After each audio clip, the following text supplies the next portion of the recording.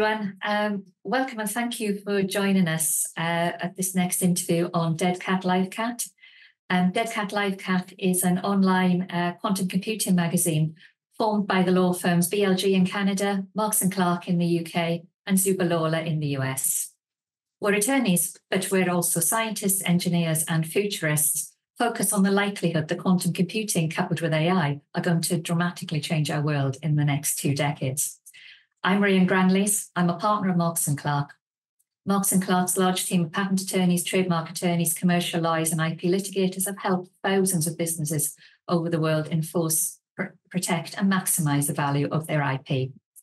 Today, we have Professor Elena Oddershede, a Senior Vice President of the Novo Nordisk Foundation, joining us. Thank you for taking the time to meet with us.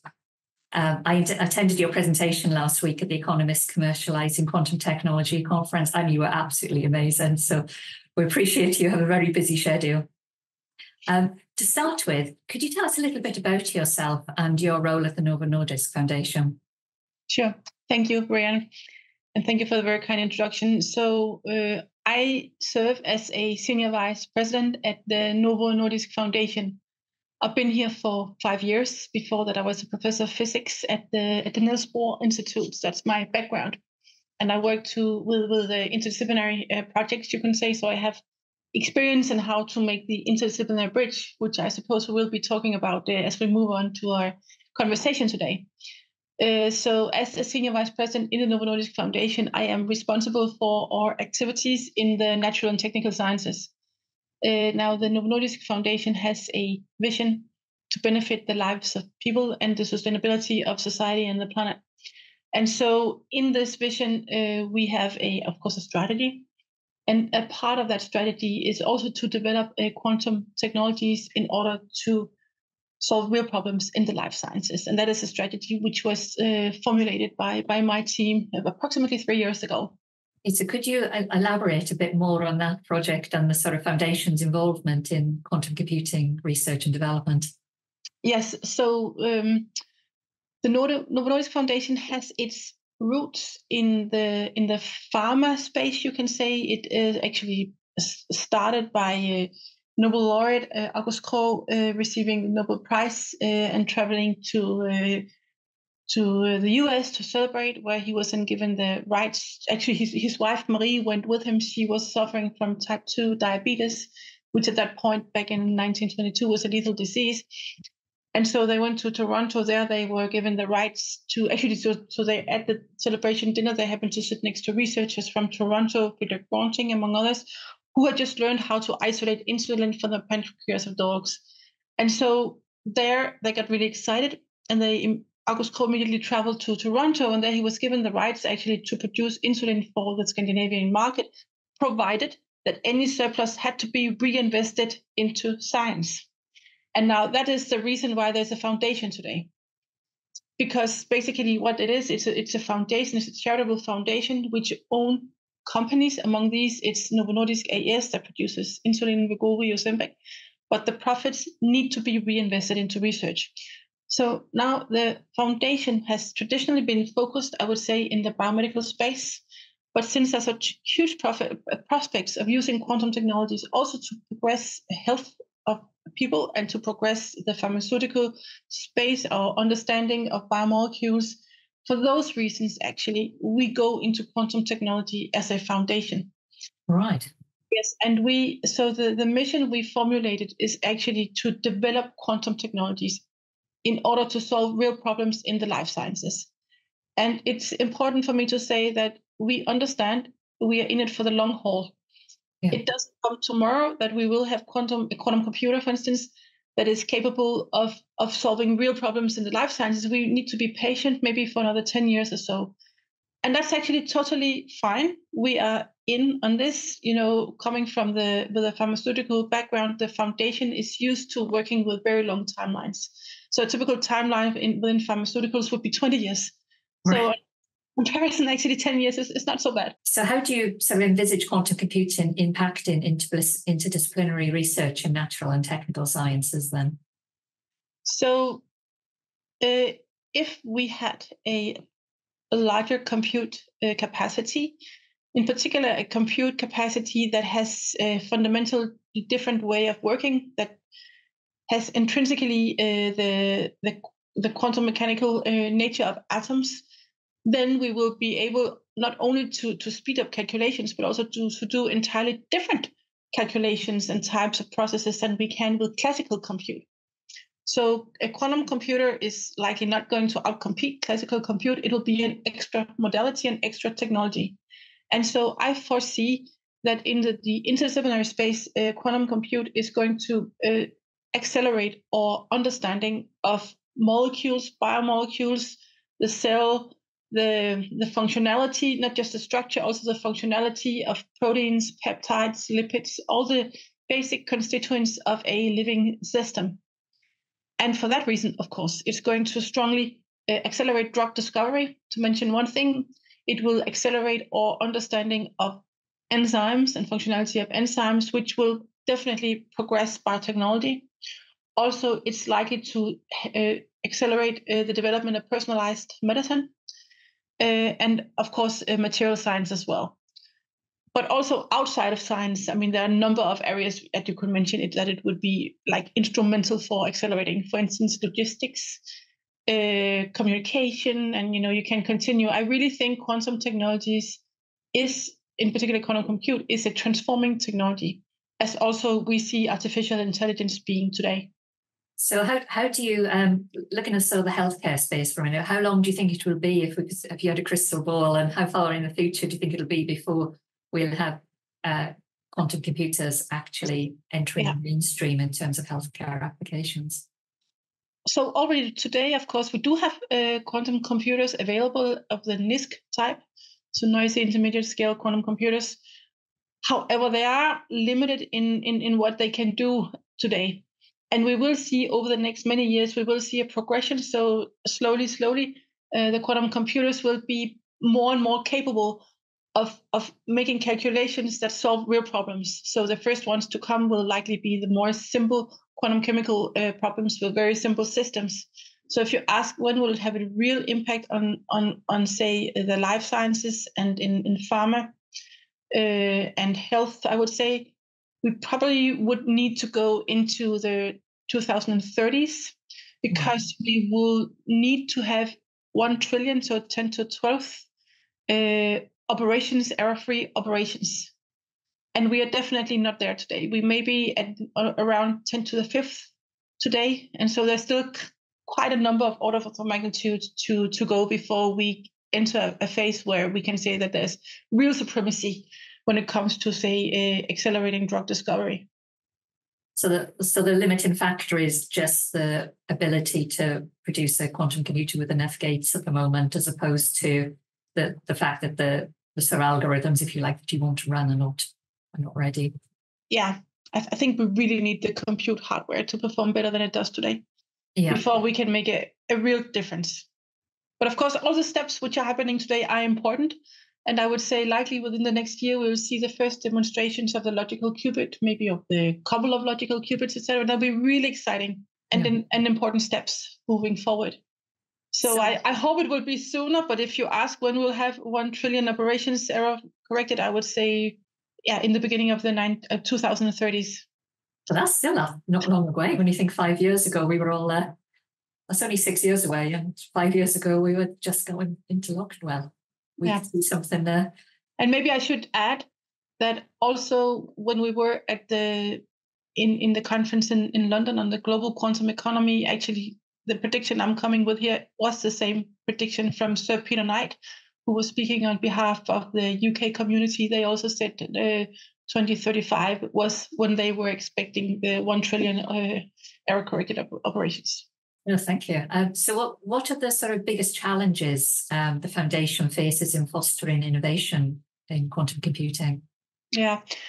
So the biggest challenge, today, in my opinion, we have very strong research environments all over the world. So what we are really lacking today is the convincing use case. And because we don't have a convincing use case, then we are lacking funding in the value chain following the fundamental research. So today there is globally, I would say, significant funding, really significant funding going into research and going into early stage innovations.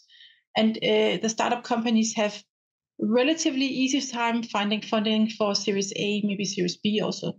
But as soon as more funding is needed, say Series C, D, E, it becomes much more difficult. And this is what I see as being the major challenge. And it's probably caused by the fact that we do not have the convincing use case today. The second we have a very convincing use case, I'm sure the VCs are going to jump on this, but they are, I guess, maybe holding the horses a little bit back because we don't have that one yet. And do you think it's just the use case that's holding the funding back, or is there just something in sort of electronics in general, maybe in the European space, trying to get those beyond Series B funding? Yeah, so I think in general, Europe has a challenge here in that overall, the European Union it doesn't have its largest strength in maintaining deep tech businesses and keeping them on European ground. So what often happens is that ideas are born in Europe. They may get the first, say, Series A, Series B, but then they move out of Europe. And so if you look in Silicon Valley, the people who work in those companies, they're all from Europe. Not all of them, but large fraction, really large fraction. Many of the companies actually originated from Europe. So the European Union could do better in terms of keeping value, keeping technology development, keeping jobs and wealth, in Europe. I think we have a major challenge there. No, that's really interesting. We were talking before the call started that we both did our PhDs roughly about the same time, and most of my contemporaries left out. I was in Britain was still in the EU then, but most of my contemporaries left to go to the States once they got their PhDs. Yeah, and that is a major problem seen from the European side. I mean, basically, we are generating in Europe, we're generating the ideas that then are harvested outside of Europe. So we need to be better. And part of that is actually to be better at investing in promising companies beyond Series A and B. So do you see the private sector or the public sector being the solution there? I personally do not believe much in subsidiaries. I think that it's much better if a company is really financially competitive on a global market without the subsidiaries. Yeah. However, I think the European Union could make the framework more attractive for companies who are in Europe. So, for instance, to be less restrictive in certain manners, for instance, on taxation, but also be careful on the regulation. That we do not over-regulate in comparison to other parts of the world, but much better that we coordinate regulation with other parts of the world so that the market is bigger. And also we need to actually, in my opinion, to change the way in which we protect IP. Okay. And the possibilities that we give our companies for doing so. What sort of changes would you want to see in the IP system then, if you don't mind answering that question? Yeah. Today, it is so in Danish universities that IP cannot be protected in terms of trade secrets, for instance. The legislation is so that anything that can be patented must be disclosed and potentially patented if the university would like to do so. However, when you are in deep tech, in particularly in quantum, certain inventions are better protected by trade secrets. Because, not some actors out there see a patent as a recipe and not as a technology that should be protected. So therefore, not all technology, in particular technology that cannot be reverse engineered, that is actually not well protected by a patent. It's much better protected by a trade secret. So to be able to protect technologies in terms of trade secrets, and also to be able to overall protect technologies much better and have better data structures, which will then enable also collaboration with private enterprise on business critical topics. That's also really important. And that's another place where at least the Danish universities, and I think it's true for all European universities, they have a difficult time maneuvering in the regulations, on how to collaborate with private enterprise.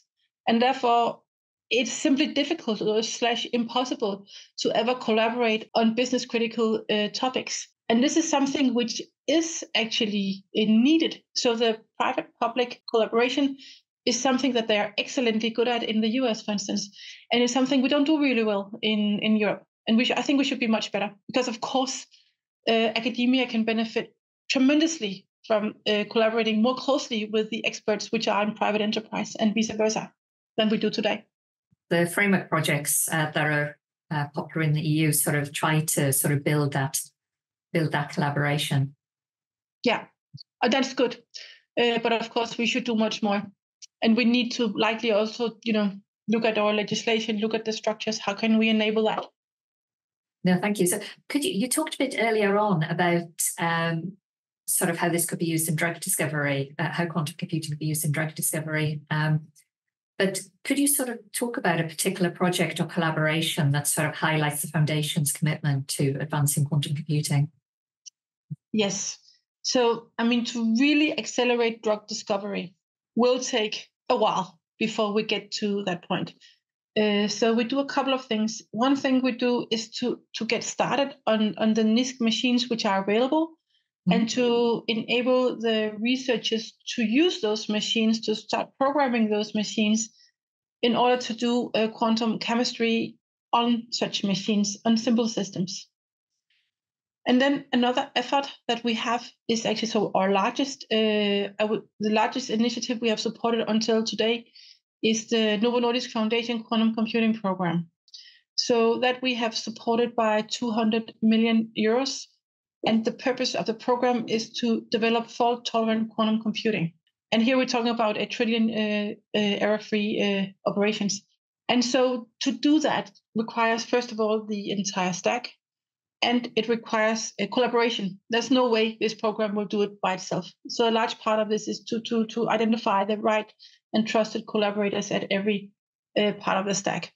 And so in the research activities, a large focus is actually on the lowest part of the stack, so the materials, to really improve the quality of the quantum materials so that, the individual atom, the location of it, the isotopic nature of the atom, the orientation, everything is controlled to a much higher degree than it is today in any implementation of microchips. So our first focus is actually on the material side. And for that, we have this program that I just mentioned, which is led by Peter Krogstrup, who's a professor at the Niels Bohr Institute, University of Copenhagen, that hosts the major part of this center, the hub. It's actually an international center that has satellites internationally, because, as I said, there's no way one research center would be able to do this by itself. So collaboration is set up. As a part of NQCP, we have constructed what we call the Quantum Foundry Copenhagen. Now, this is a limited liability company which lies, say, in the heart of the academic collaboration. And that is actually to mitigate the issue we just talked about, namely how to protect IP. Because in the construction of this program, we realized we simply could not protect IP optimally in a university setting. And when we realized this, both the university and us and the foundation, everybody involved, we then came to the conclusion we need to do something different. And that's why we constructed this limited liability company, which is fully owned by the Novo Nordisk Foundation. So the fact that it's owned by Novo Nordisk Foundation means that we have total flexibility in how we protect IP optimally. Right. And here we can also use all the experience we have from the pharma industry in how to be competitive, how to protect IP optimally, how to still engage in meaningful collaborations. So all this we transfer to the quantum area and use it to navigate with the foundry. Also, any profit that could potentially be made in this company will be reinvested into the program. So we as a foundation will not take any profit at all from the foundry. It will all be reinvested. So the real purpose is actually to develop quantum computing for the benefit of everyone. Yeah, thank you. So, quantum computing, we've talked, is a very rapidly evolving field. What strategies does the foundation use to sort of stay ahead in this fast-moving field? I would say we listen. That's probably the most important one. So we go to conferences, we read scientific papers, we talk to the community, and very importantly, we collaborate with the front movers within quantum compute and quantum technology in general throughout. So that's probably the most important parts of what we do. We really try to stay connected and stay informed.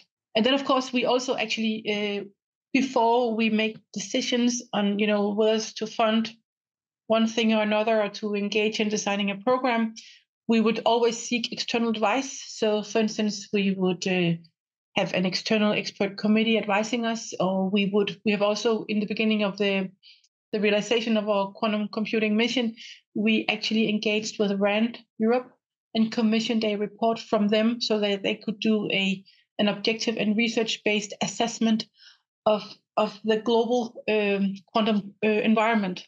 And we could then use that as a basis for how we would like to design our initiatives. So we use a number of different tools in order to stay on top of the development and to stay connected and, to design our efforts in the best possible manner. With sort of rapidly advancing technical innovation, is there ever a sort of clash sometimes between balancing that and the sort of the Foundation's mission to contribute to humanitarian and scientific advances? No, actually not, because it is well recognized by everyone in the Foundation and the board that technological development drives scientific breakthroughs. So, the technological development is essential to drive any kind of scientific breakthrough.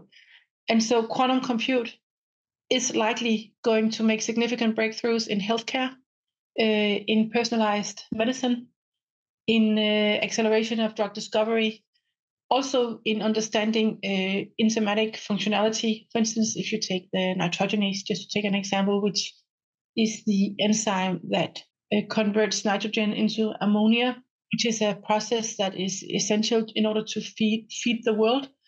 And that is done industrially through the Haber-Bosch process, which is extremely energy consuming as it takes place at highly elevated temperatures and really high pressures. So approximately 2% of the energy consumed in the world is exactly for the Haber-Bosch process, and likewise 2% of the greenhouse gas emissions are from that process. Yeah, if we could understand how the enzyme is doing this, without all this energy input, then we can save 2% of the greenhouse gas emissions to the atmosphere. We can save 2% of our energy consumption. So, and I strongly believe that quantum computing is going to be such a powerful tool that it will help us get maybe even an ab initio understanding of how biomolecules work, maybe of how a cell works with the lipids, with everything. And that will give us an understanding of such fundamental and basic processes that will really impact a number of different areas and be actually really essential for the strategy of the Foundation. Always on block, I think it just has the ability to just transform everything about the way we work. From your perspective, though, what are the ethical considerations that come with sort of advancing quantum computing technologies? The ethical considerations, I would say, much like those in AI. So they concern data privacy, security of data. They concern, of course, security in general. I would say those are probably the most important parts. So data privacy and security. So those are the ethical concerns that I see. So picking up on that data privacy point, in AI, you'll need a sort of absolutely enormous training set. And quite often when you're dealing with sort of medical AI, you've got to ensure you've got consent from the patients to generate that set. And quite often that set gets augmented and used by other people. So there's a bit of, there can often be a bit of a minefield there. But with quantum computing, you presumably do not need the same size of training set. But you wouldn't. No, probably you wouldn't. But on the other hand, it is likely that quantum computing is going to process GDPR protected data. For instance, in the development of personalized medicine. So I think you will have similar considerations about the ethics, about the protection of the data that you have in AI. And also, in addition to this, there are a couple of considerations. I don't know exactly if they are of ethical nature, but they could be. One is about economy. Clearly, there's going to be a huge new economy connected to this new generation of quantum technology. So that's a consideration which, money drives the world, right? So in a way, that's also an ethical consideration. I mean, are you on this wave? Or are you not on that wave? And what happens to you if you're not? And to those, say, from the global south, maybe that have a difficulty in adapting to these technologies because they don't have maybe the financial means to acquire these compute facilities. And that, I think, is worth an ethical consideration. How do we make sure that the entire world will benefit from these technologies? I think that's important. Connected to this, there is the question of the power balance. Clearly, also, the global power balance is going to be impacted by the development of quantum technologies. And that's something that I'm sure many people around the world are considering. And I hope they do it in an ethical manner. Some very big questions. So moving away from world leaders and moving back, we sort of those starting off in their careers in quantum. How does this foundation sort of support young scientists and researchers in this field?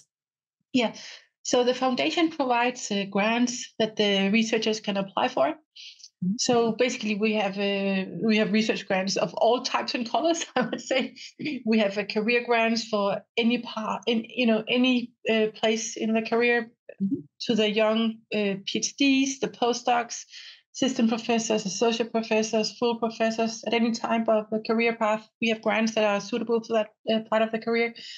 We have collaborative grants, we have project grants. So we support it through open competition. If I should point out maybe one particular grant, I would like to mention the fellowship programs that we have that typically allow researchers to also to travel to a different place than they have been and to get acquainted with new technologies, new experts, new systems, new networks, which I think is really important. Also, we put a lot of effort in training even the younger generation. So those who are in their studies, say bachelor programs, master programs.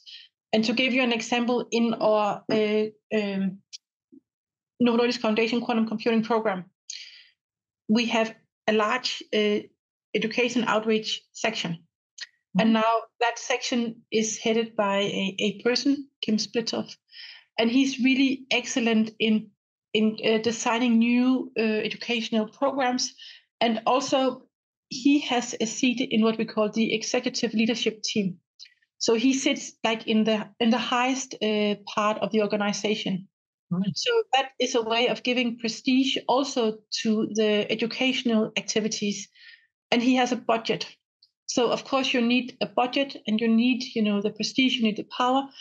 Otherwise you can't take on this task of educating the next generation. And we find it essential that the academics that participate in our programs, that receive our grants, that they all contribute to educating the next generation. So actually, we do not allow that they do not teach because they get a huge grant. No. They need to continue to teach and to convey, the information, the expertise, everything they have to the next generation. That is a really high priority for us. So what do you think are the sort of necessary skills and knowledge needed for sort of future researchers in quantum computing? Yeah. Skill sets you're looking for? I think there are going to be two types, if I can put it like that. We definitely need those which have the core expertise in quantum, regardless of whether it's, say, the physicists or the engineers or those maybe from the more data science background or algorithmic mathematics background. We need those. Those are like the core experts. But I think we also need a different type. We also need experts who may be trained in another area. So let's say biochemists or medical doctors or, academics that come in with a different expertise. And then they, as like a second degree or second training, they learn, how to take advantage of quantum technology in their domain expertise area. Hmm. And that is definitely not trivial how to do that. I don't think we have cracked that nut yet, but I think we need to do so. We need to take in experts from other areas and make sure that they know enough. Of course, they don't need a PhD in physics, but they would need enough training that they are able to use these technologies in a meaningful manner, and also that they know enough that they can be critical to see, does this make sense? Am I using the technology in the right way? Which requires a lot of skill, actually, also to be critical about how it's used. So I would say we need both those. Mm. Yeah. And of course, we need them to collaborate and to talk to each other. So would you see a sort of quantum computing module or something going into sort of university courses for biotechnologists or for the medical? Yes, and even for the faculty. And one could extend that, of course, to also include experts who are working in companies. Mm-hmm.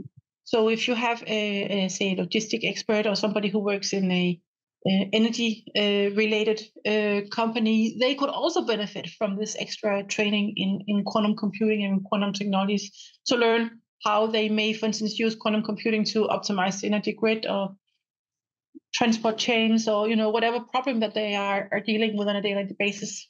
So there's a need for sort of a strong collaboration between different disciplines. On that sort of theme of collaboration, how does the foundation work with sort of international researchers and institutions globally? Yeah, so we have partnerships with international entities, and we, coming from a very small country of 5.5 million people, it's so deep, I would say, in our mentality that we collaborate internationally. We've always done so. We will continue to do so. We find this really important, and we need, I would say, in particular in the quantum technology space, we need to collaborate with trusted partners. So we need to identify trusted partners, and then we need to enter into a really deep collaboration with these partners. And we do so. So, for instance, just again, returning to the Novo Nordisk Foundation Quantum Computing Program, it's a so-called hub and satellite type of program. So the hub is at the Niels Bohr Institute, University of Copenhagen. And then there are satellites at Delft in the Netherlands. There's one at MIT in the US, and one is being established also on the west coast of the US as we speak. And then, of course, there's a couple of national spokes as well. So this is just to exemplify that we definitely collaborate also. And here, these are just academic partners. We also include industry partners. And if I should mention a couple of those, then we have entered a partnership with NVIDIA. So that we find that crucially important because the interface between AI and quantum is a really rapidly evolving interface, and there's no way we can realize quantum compute without having, the expertise of NVIDIA and their products and their technology development as a part of this development.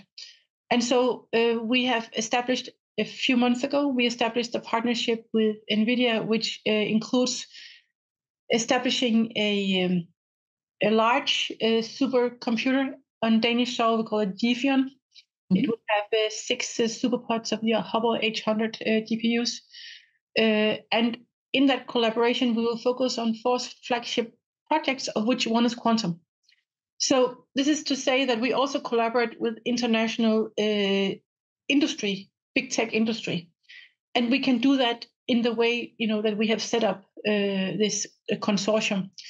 Also, in that collaboration, we have another entity which is called IFO, which is co-funding it. So IFO is the Danish Export and Investment Fund, which basically represents the government.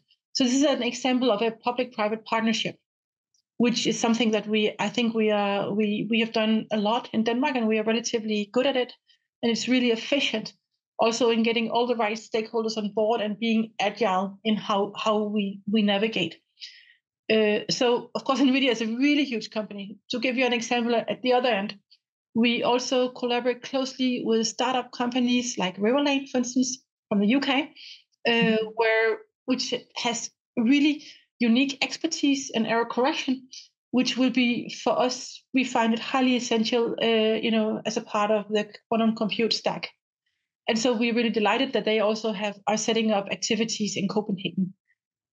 So we collaborate both with the smaller, newly started quantum companies, and with big tech, international collaboration is extremely important as we see it, in particular in this space. It sounds like you're connected to potentially everybody in the quantum. You formed a huge network of quantum companies. Yeah, well, we would try. So and so many exciting things are going on, So yeah. So you're a leader in the quantum space, and what lessons could you pass on to other leaders in the quantum space from your knowledge at the time from your Novo Foundation? Yeah, so maybe I would say that we are not the leaders, right? We are foundation. It's not I who do the work. It's the researchers and the companies which we fund that do the work. So what we do in the foundation is that we enable a development. And here I can pass on some experience. So I am actually truly delighted to see the ecosystem, which is really thriving in the larger Copenhagen area, which has received huge investments actually over the last few years. I think per capita per year, Denmark is now the place with the largest investments globally in quantum. Mm-hmm. And so the area is attracting many international investors as well as international companies that will set up branches in Copenhagen. And of course, many new research centers are also starting to appear. And so if I should give advice to somebody, others who would like to establish a really thriving ecosystem, my main piece of advice would be that one has to consider the entire ecosystem. Mm-hmm. If we look back in history in Denmark, so clearly the environment around Niels Bohr was important for the understanding and development of quantum mechanics. And so here it was a research-based activity. Today, approximately 1/3 of the global economy relates to quantum mechanics in one way or the other. Of that, Denmark has a market share of 0. However, of course, we got the honor, the fame, for the Copenhagen School of Quantum Mechanics, which is important, really important, but we didn't harvest anything. So now we are in what people call the second quantum revolution.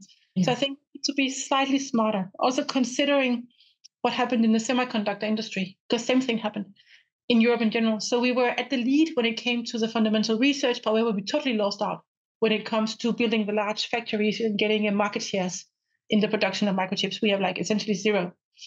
So again, there we made a mistake. So how do we do that differently in quantum? So what would be my advice here is to, when we establish an ecosystem, we need to consider the entire ecosystem. Yes, we should invest in research. We should also invest in the talents. This is really important. Mm-hmm. We also need to invest in innovation. We need to invest in the more mature companies. So we need to do the Series C, D, E investments. We need also the large existing companies to adopt this technology and to understand that there will be a bifurcation. So those companies that adopt the technology, they will have a financial benefit. They'll be competitive, whereas those that do not will have a harder time.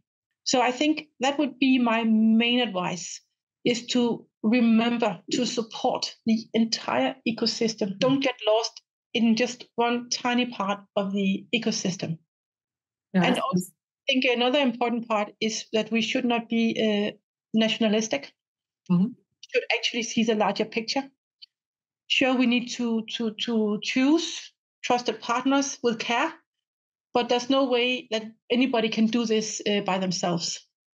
Well, as you said, the range of technology, the range of specialists, and quantum computer, just the sheer number, well, the stack is much more complex than with classical computer. So I have a final question. So looking towards the future, I know we've talked about the future before, but what are your highest hopes for quantum computing applications coming out of the Foundation-supported research? So my highest hope is actually that we will participate in and enable, actually accelerate the development of fault-tolerant quantum computing for the benefit of all humankinds and of the planet. So I hope that we will, that the efforts that we put into this will work against monopolizing this technology.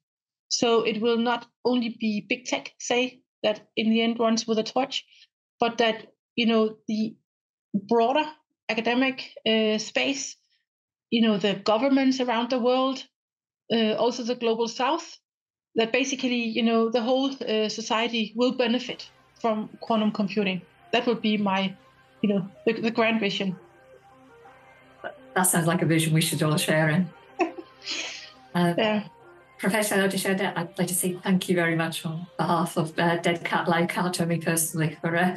I've just learned so much. Thank you very much. Thank you.